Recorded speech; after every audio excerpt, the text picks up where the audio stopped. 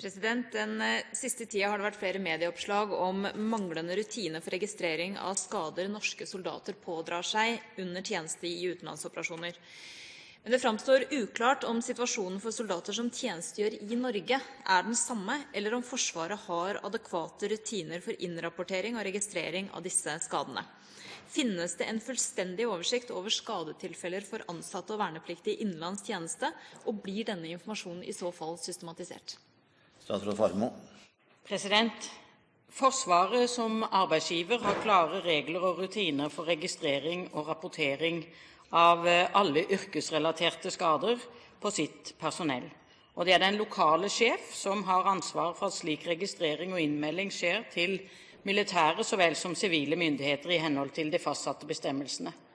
Ved skader som krever medisinsk behandling, eller som medfører arbeidsuførhet, så skal dette registreres på et eget meldeskjema som sendes NAV. For militært personell sendes kopi av skjemaet til Forsvarets sanitet for oppbevaring på vegne av arbeidsgiver, og ved alvorlige skader skal i tillegg Arbeidstilsynet og politiet varsles umiddelbart. Alle driftsenheter i Forsvaret er dessuten pålagt å rapportere alvorlige skader og dødsfall som omfatter sivilt og militært personell til Forsvarsstaben. Forsvarsstaben rapporterer det samlede omfang av denne typen skader kvartalsvis til Forsvarsdepartementet i det ordinære resultatrapporteringssystemet. Forsvarets aktiviteter innenlands er i all hovedsak underlagt arbeidsmiljøloven. Feltmessig øvingsvirksomhet er blant annet unntatt. I samsvar med arbeidsmiljøloven plikter Forsvaret å registrere skader og sykdom som kan relateres til arbeid. Og Forsvaret har derfor etablert klare ordninger for registrering og rapportering av skader som ivaretar arbeidsmiljølovens krav. Det gjelder både internt i Forsvaret og til sivile myndigheter. I dag har ikke Forsvaret et elektronisk verktøy som kan gi en statistisk framstilling av antall skadde. Forsvaret er nå i gang med å utvikle et nytt verktøy for å kunne håndtere dette, og verktøyet skal ivareta enhetlig elektronisk registrering av alle yrkesskader, og skal bidra til at statistikkgrunnlaget for skader til enhver tid er oppdatert. Og arbeidet med å utvikle verktøy, det er, som jeg håper mange har fått med seg siste uke, intensivert. At vi mangler oversikter og statistikker sentralt over alle skadde i Forsvaret, betyr ikke at den individuelle oppfølgingen av den enkelte skadde vernepliktige og forsvarsansatte er dårlig. Tvert imot har vi god kunnskap om det enkelte skadetilfellet, og Forsvaret arbeider aktivt for å gi best mulig oppfølging.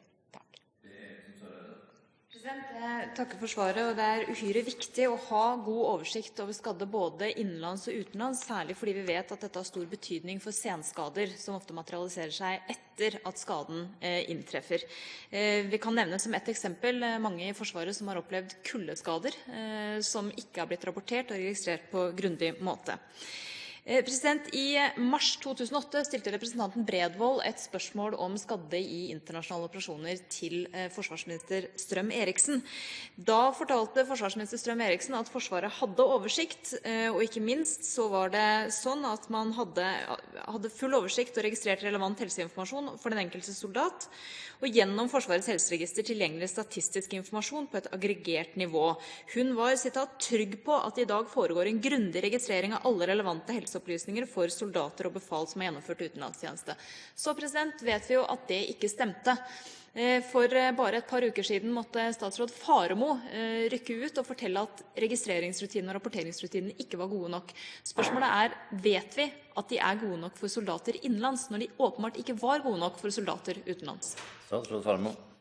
Ja, nå har jeg satt et sterkt søkelys på dette området og lagt inn et oppdrag til forsvarssjefen om både å sikre at vi får elektroniske gode ordninger på plass for fremtiden, og et kodeverk tilpasset hvilke opplysninger vi trenger, og så at det gjøres en manuell gjennomgang også tilbake fra 2001, for å få ikke minst en skikkelig god oversikt over antall skadde i Afghanistan, og at vi unngår å komme i en situasjon hvor det er en manuell gjennomgang av et stort materiale og selvsagt også av sensitive opplysninger som gjør det nødvendig med rutiner og ikke minst i denne sammenheng bruk av helsepersonell i stort omfang også for å sikre den enkelte personvern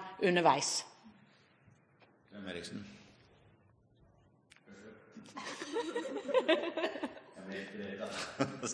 President blir inspirert av tilleggsspørsmålet. Eriksen Søreide, vær så god. Hjertelig takk, president.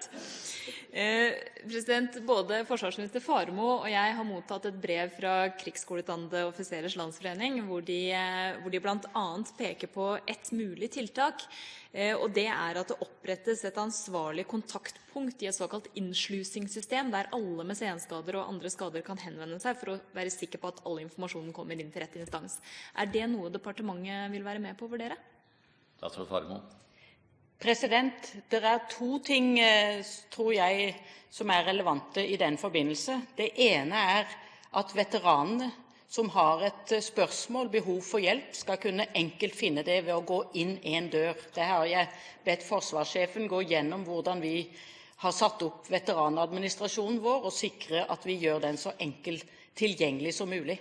Og så er det, når det gjelder rapportering, og ikke minst elektronisk rapportering, et eget arbeid i handlingsplanen som vi nå jobber med, sikte på å legge fram 8. mai. Der vil vi gå inn i disse tingene, også forslag som har kommet utenfra underveis, med sikte på å få opp så gode elektronisk baserte rapporteringssystemer som mulig.